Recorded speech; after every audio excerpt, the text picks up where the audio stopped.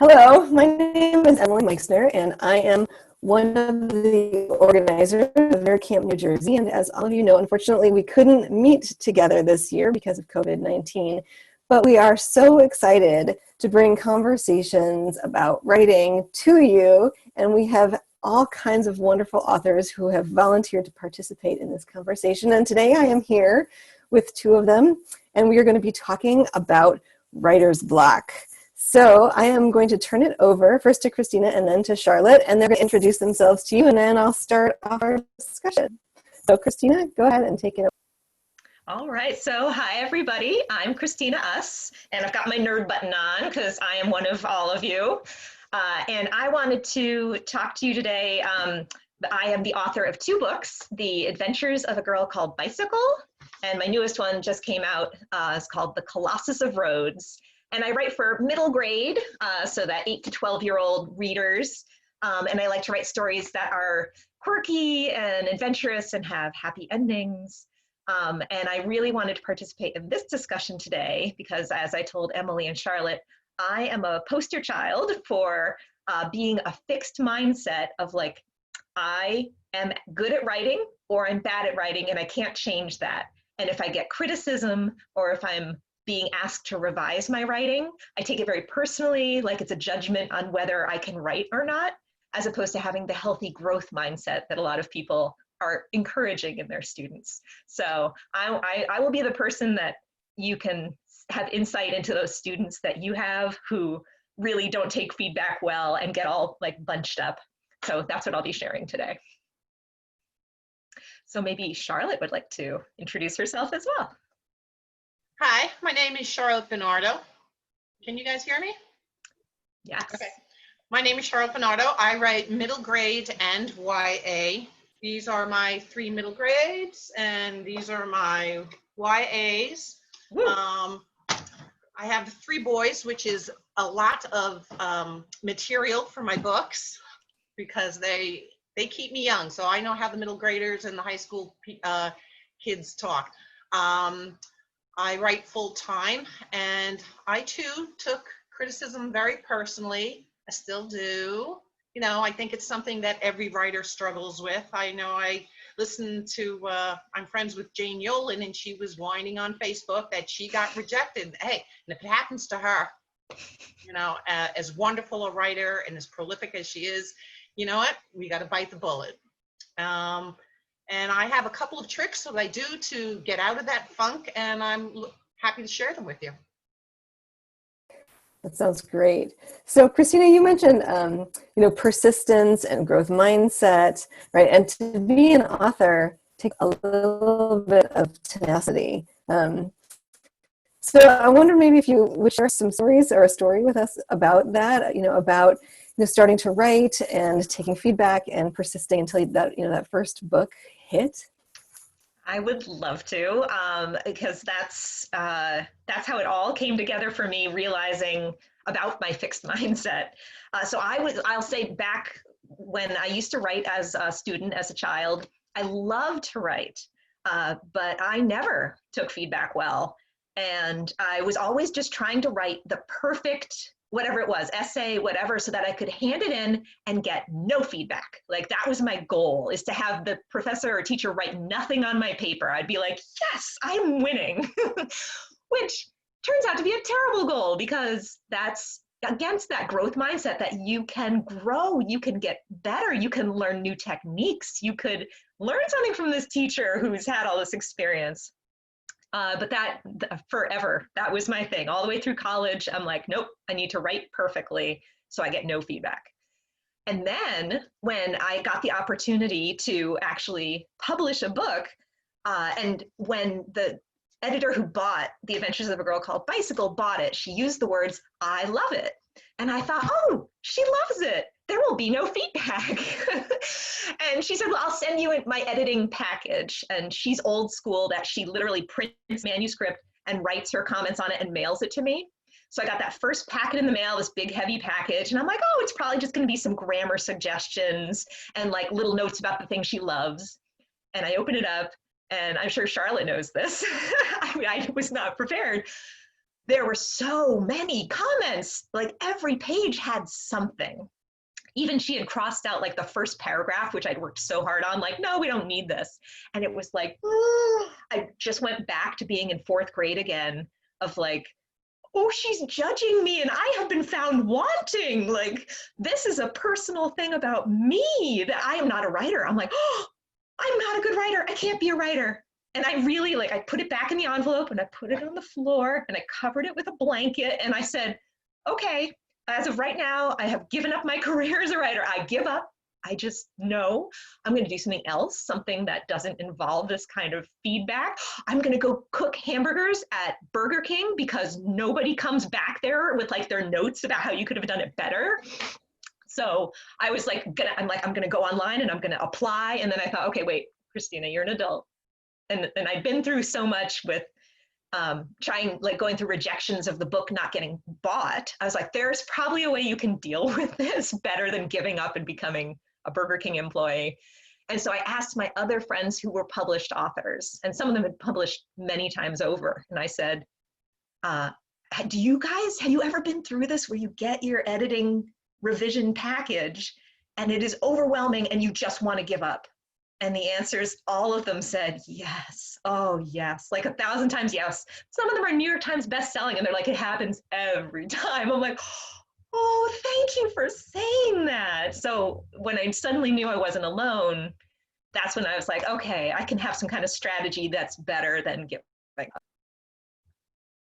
That is so interesting, because I wonder, it made me think about my own college students, since I teach college. How many of them have gone through their lives thinking that if I just don't get any feedback, that means it's perfect. Like, I have successfully written the perfect paper. And the idea that feedback isn't necessarily about engagement, that it's about being wrong. I just think that that's such an interesting way to think about it, and how powerful that is for both kids and adults who want to write. Like, the idea that if someone's writing on your stuff or writing to your stuff, it means that they're really interested in it, right? That it has potential. I don't know, Charlotte, if you had similar stories like that. In college, I was taking a legal writing class, and I wrote this paper and I worked on it, and it came back A+, no comment. The lawyer said, this is the best paper ever. You all should do this well. And I'm like, I have arrived. And then when I sold the first book, Sirens, the editor called me up and says, oh, I love this. Da, da, da, da. Just tell me about yourself. When I got the editorial letter, it was like, lose the last 15 chapters and 8 pages of single space typewritten notes on 5 chapters. I was like, I didn't know what to do. I put it down. I walked in circles. I don't think I knew my name at that point. So a week later, I knew I had to get, look at it, and then going through one by one, I was like, all right, I'll do this. It's like killing me, pulling teeth.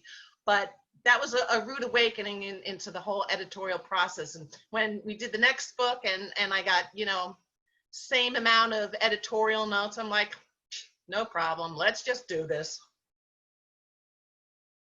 So interesting. And I think it's so important, right, to hear that kind of feedback doesn't mean that you can't write, and it doesn't mean, that the book is not going to happen, right? It just means that the ideas can still be worked on, and that there are things, right, that can bring the book together to make it even better. And that writing in some ways is a partnership.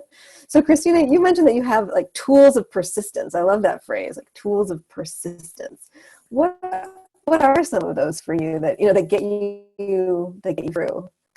Yeah, so that I do a school talk about persistence, and so my first book is about a girl who decides to ride her bike across the United States, and I tell the kids that I rode my bike across the United States before I wrote the book. And I said, you need a lot of persistence to write a book and get it published, and to ride across the country and not just give up in the middle. And I realized that I had kind of come up with tools of persistence for my bicycling adventures. And that was the idea that I could apply some of those same tools to persistent in writing and revising as well. And the first thing was realizing, I think step one I would recommend for everybody is acknowledging, if you're a sensitive person, and so many of us are, that you're going to feel some feelings when you are getting feedback on your writing. Writing is very personal. Even if you're writing like a law paper, like Charlotte was saying, you have put something of yourself out there. So I think step one is just to say, I am probably going to have some feelings when I get that paper back, when I get that manuscript back, and I see all these suggestions and feedback. And instead of saying like, because I'm having these feelings, I need to immediately do something drastic, just feel the feelings. And I really recommend having an immediate, it's like soothing technique that you can use right on the spot. One of my friends says she goes out and buys a pie every time she gets an editorial letter, and it's just for her. So like, that's her thing. She's like, editorial letter, but pie. And I said, oh, good. So I have something called editorial Kit Kats. I can only eat them when I get the editorial letter. And I also have like music that I can immediately put on. My mood boosting music is a good one. Less calories than the Kit Kats. And I also have a little like written paragraph that I bring out every time. And it's a letter from myself after I finished doing all of the revisions and editing on this book, how much better the book was, like what a good experience it actually turned out to be. And so it's this like letter like, this is going to happen to you again. And it just from this, period of time, don't forget, you're going to get through this. The writing's going to be stronger. You're going to be happy. Like this is a learning process. So just having, that step of knowing you're going to feel your feelings and having kind of a soothing thing that you can incorporate as well.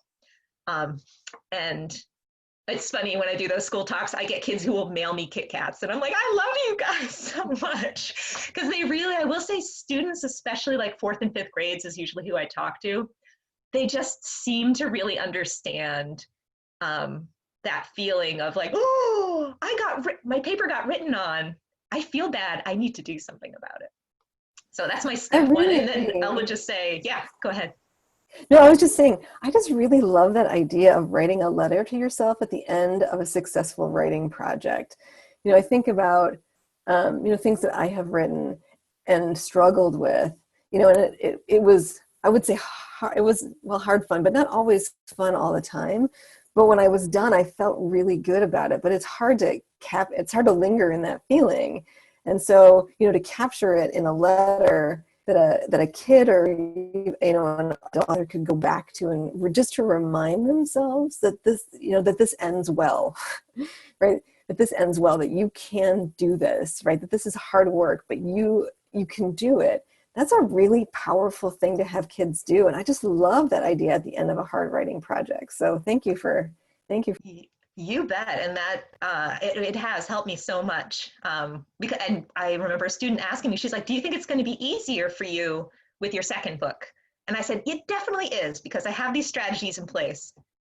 But it actually, like, I went through the whole thing again, kind of. I just was able to recognize I was going through it and follow my steps, but it wasn't like I got my editorial letter for my second book and I was like, oh, easy breezy. I was really like, oh my God, it's happening again. Why is it happening again? And it was, just that part of me that's like, you prepared for this, but like, there's still like a crazy little whirling dervish inside me that gets surprised by stuff. So it was real. It's great to have that letter. That's funny because I go the opposite way.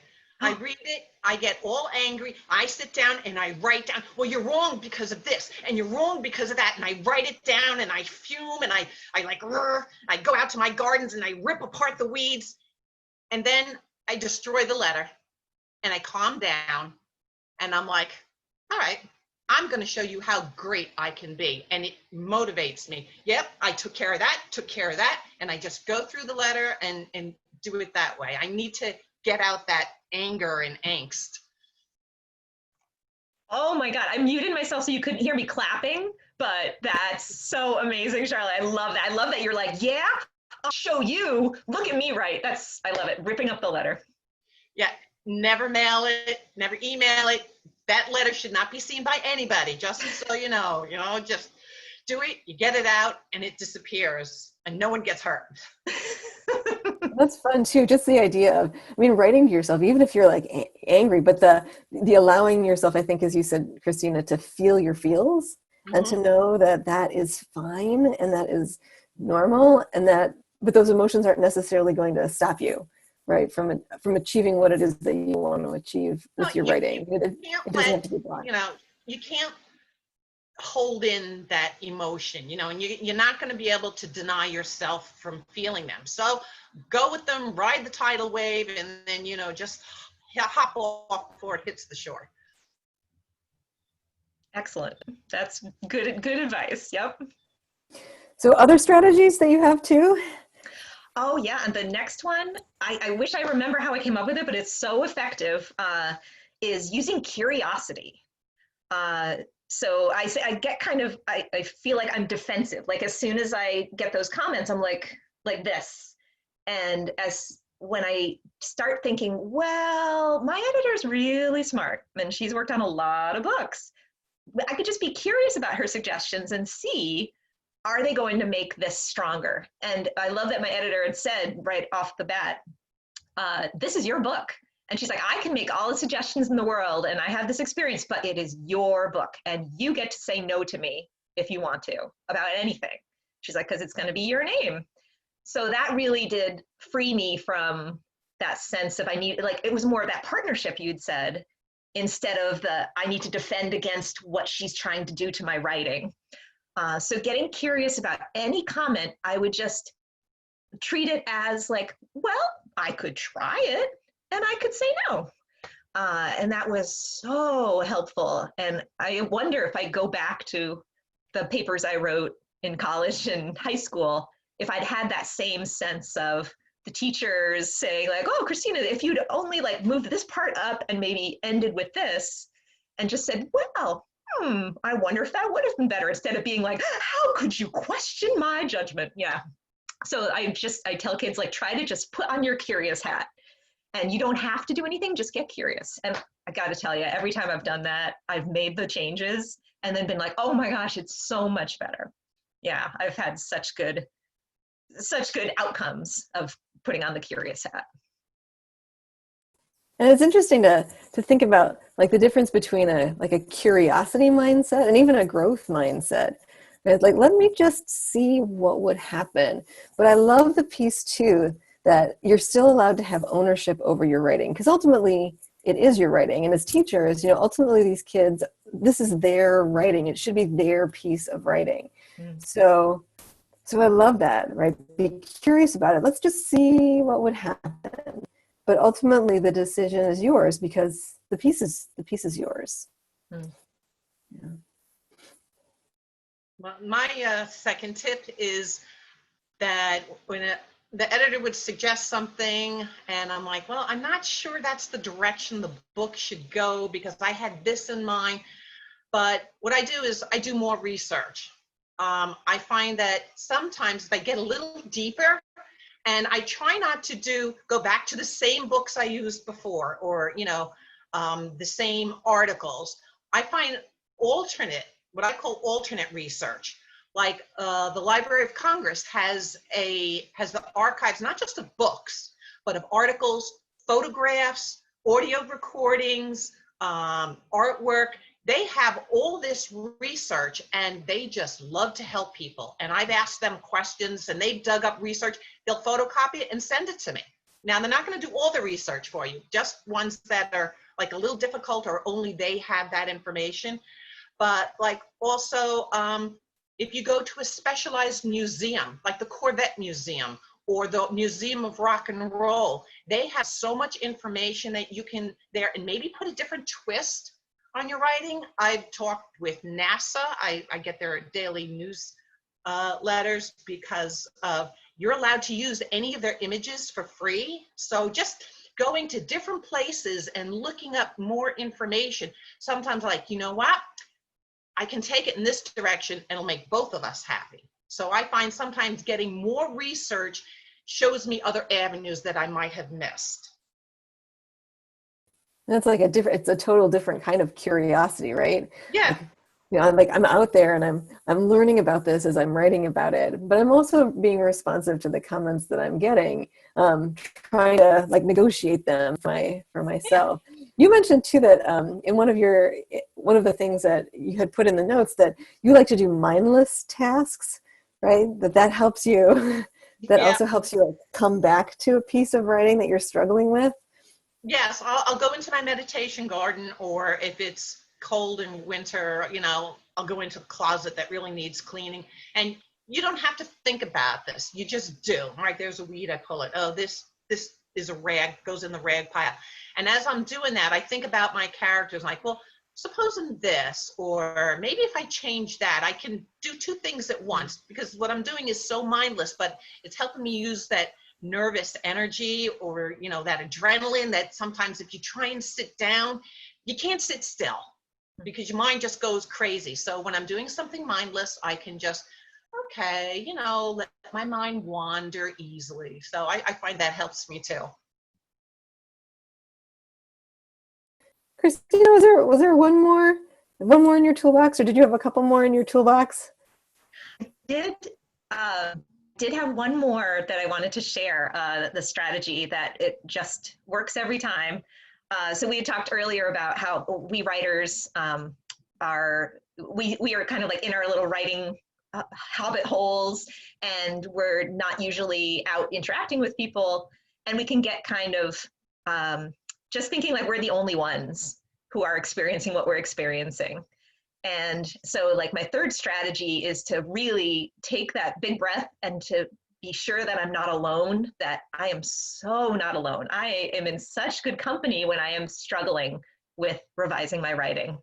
And the best way that I have found to do that is I take a look at my house is full of bookcases, and I work in a library, and you go and you look at the shelves of the books and you think every single person there from through history, they struggled. I guarantee they were writing that they were finding some kind of challenge. And the other thing we can guarantee, because their book is there, they found a way to persist. They found a way not to give up. It might be different than the way that I find, but they found their own tools of persistence. And so I love to say to kids, like when you get that paper and you look at it and you're like, nope, I got nothing left to give. I have no way to fix this or improve this. Just take a look, like if you can, walk into your school library and tell the librarian, you're like, I just need to look for a minute. And you are surrounded by people who get it. They know what you're feeling. And if they could speak right then, they'd say, yeah, kid, like we have been in your shoes, but we made it to the other side and you can too. So if you want to hang out with people who just display persistence, you can do it anywhere that you can find a bookshelf. So that was my other strategy to share. I like the idea of, like walking into a library and feeling like you're in a support group. Yes, exactly. Well, maybe that sort of goes along with Charlotte's. I think Charlotte, you wanted to tell a story about an author, right? Yes. Who was struggling and persisted. I think we all need to have those stories of, she struggled, but she persisted. Right. Whoever the author is. One of my favorite authors is Sherilyn Kenyon, and she had young children, I believe 2 at the time.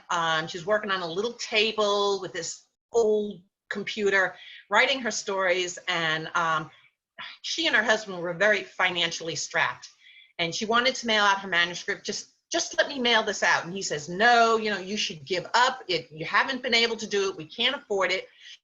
And she went and took, I think, his last $5 or $10 from his wallet, and she mailed the manuscript out. And of course, that was it. That launched her career. And she's now the author of over 45 books. She's got all these series. One series is going to TV, one's going to graphic novels, and one may be going to film. And, it's always that one more time. And I have a favorite quote from U.S. Representative George Moore, and he says, a winner is just a loser who tried one more time. So just one more time, you can do it. That's such a beautiful story, right? Because you just really never know. Um, and the more you write, the more likely it is that you're going to produce something, right, that goes somewhere or that speaks to someone or that does something. So, any other strategies that you have for, for kid writers or even for, teachers who are thinking about writing? Oh, Special place you like to go? I Yeah, wanted go to ahead, jump Christina. on Charlotte's quote because that's such a good one. I have on my printer a quote that says, "A professional writer is just an amateur writer who didn't give up." And that was there through all those years that nobody was interested in publishing my stuff until suddenly they were. Yeah.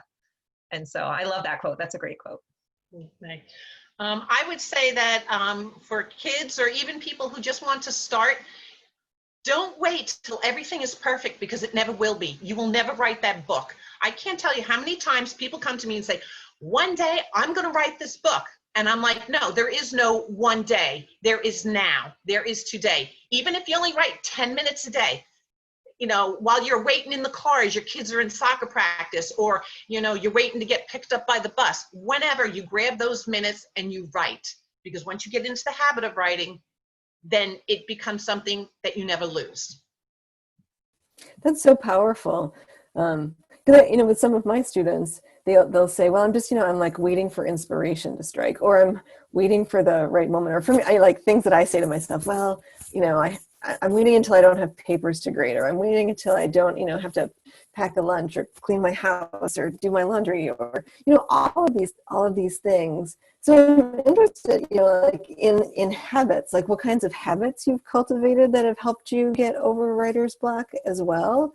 And and is it like I just have to dedicate some time every day to doing this, or is it something else? How do you think about time and consistent writing?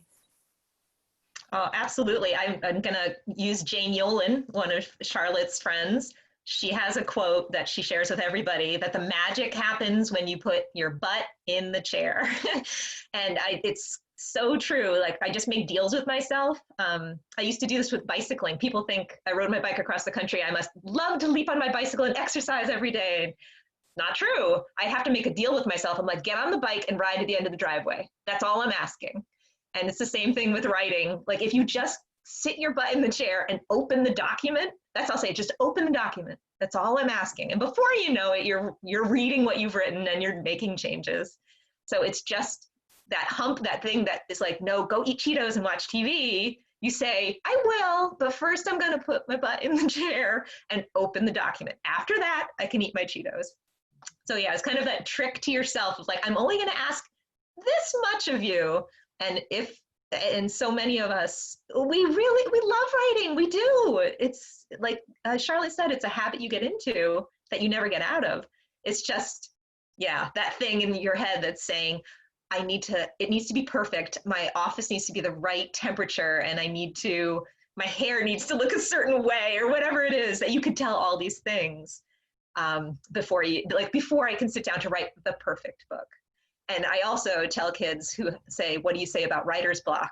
I'll say there's technically not such a thing as writer's block. There's just good writer's block. You want to write something good. Give yourself permission to write something entirely terrible. That frees you up so much to be like, I'm going to sit down, I'm going to open the document, I'm going to write something awful. I know I can write something awful today. Like there's no bar that I'm trying to get over. So I just tell them, give them permission to just write something terrible. And that's the first step to writing something that you're proud of. Yeah, you wouldn't believe how many bad manuscripts I have sitting in my desk drawer, but that's okay because they led me here. That's wonderful. So I have all kinds of things listed here, in terms of ways to deal with, writer's block. So one, just accept your feelings, right? Acknowledge that you're going to have them, whatever they are, it's okay. But find productive ways to use them or to move past them. Be curious, right? Have a curiosity mindset. Think about what all of this feedback might, do to enhance the thing that you're writing. Do more research, right? Try and figure out if there's more that you need to know, or, other things or ways that you could be saying things. allow your mind to wander. So sometimes, get away from your desk and do other things, but you know that your mind is still working with those pieces of the text that you're trying to write. Take a big breath, right? Remind yourself that you're with good company, that other people are struggling too. And then give yourself permission to write terribly. I like the idea that there's not necessarily writer's block, but you get writer's block because you get stuck on being too good, right? It needs to be perfect. Those are great. This is like a great list, of resources for teachers and kids. Any other things that you want to share? We have, just a couple of minutes left. Stories of things that happened to you when you were writing that you're really proud of, or funny stories about getting over a problem that you were having with the text that you were writing, a story that you were writing. I think one of the things beginning writers or aspiring writers need to know is that just because your mom loves it doesn't mean it's good. I mean, your mom will love you no matter what you write, but you have to be open to criticism, because these people who are looking at it, they don't owe you anything. They don't promise you anything. They're just giving you their honest opinion, and they represent the world, how everyone else might look at it, or at least some people, and they're looking with a critical eye, and you need that, and you have to embrace it, much as you hate to do it. But, you have to, and, leave the gushing from mom in your, your acknowledgments or your dedication. But yeah, you have to walk that hard road of, criticism. Very well said. It's true. And I wanted to share when I was working on this new one, The Colossus of Rhodes, it went through a lot of revisions, a lot of big changes. I ended up writing a scene that was what I was going through at the time with the book. So this character, he has a talking stomach, like they have conversations in his imagination, because he's really very easily carsick. So they have this relationship where his stomach is kind of his cheerleader and is a advice giver. And he's just had this big setback. And he comes into his room and he just flops on his bed, and his stomach says, "Don't give up." And Rick says, "Who said anything about giving up?" His words muffled in his pillow. And his stomach points out that when he came in the room, he threw what he'd been working on in the trash. He's like, "Yep, I did do that." And he just kept lying there. I'll come with something better, something invulnerable, but he couldn't move. And he's listening to everybody else in the house walking around and doing stuff. And then he puts the pillow over his head, and the stomach says, "We did just agree you weren't gonna give up, right?" "Right," said Rick, still not moving. But not giving up wasn't the same as knowing how to move forward. And that was the end of the chapter, when I didn't know what was gonna come next. I didn't want to give up on the book, but I was like, I don't know how to move forward. And I'm like, so does he. So I would say maybe students should look in the books they love for examples of the character being like, I think I need to give up, and see if they can see some of the writer in them. How do they move forward, and apply that in their own lives in some way.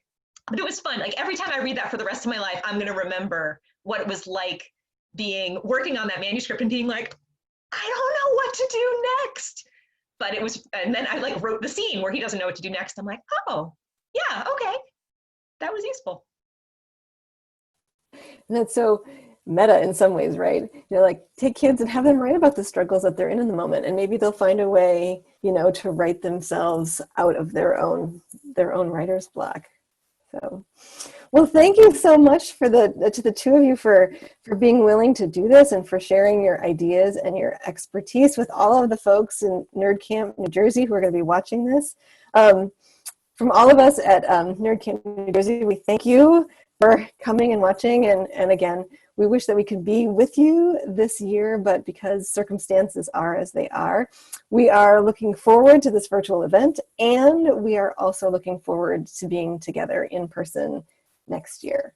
So maybe we'll all get to meet in person, which will be fantastic. So thank you to you both. Thank you so much. Thank you. This has been great. Thank you, and keep reading and keep writing.